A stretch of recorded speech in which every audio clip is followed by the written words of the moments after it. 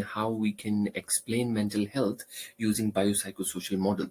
So what biopsychosocial model explains us that any problem, for example, any mental health issue, is not just because of biological factors. It is a combination of biological factors, sociological factors, and psychological factors.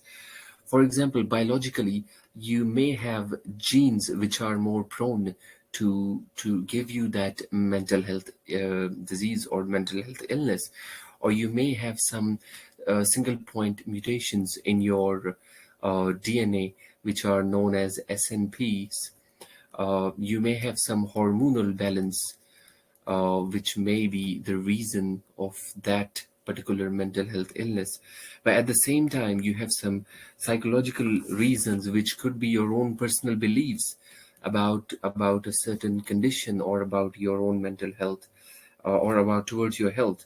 And it also links to your personality, how you deal with the problem, what is your attitude towards a particular problem.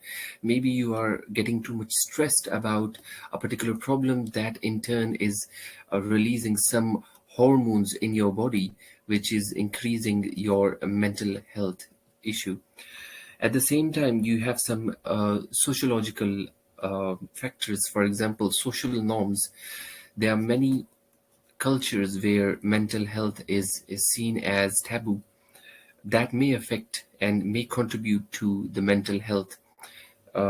You have some cultural barriers. Sometimes you have certain diet or certain kind of rituals within one community, which may or may not give you some kind of trauma, or they may or may not see mental health as an illness.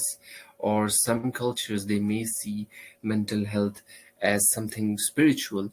So it all contributes towards your mental health. I hope this is clear. Please subscribe to my channel for more videos like this. Thank you.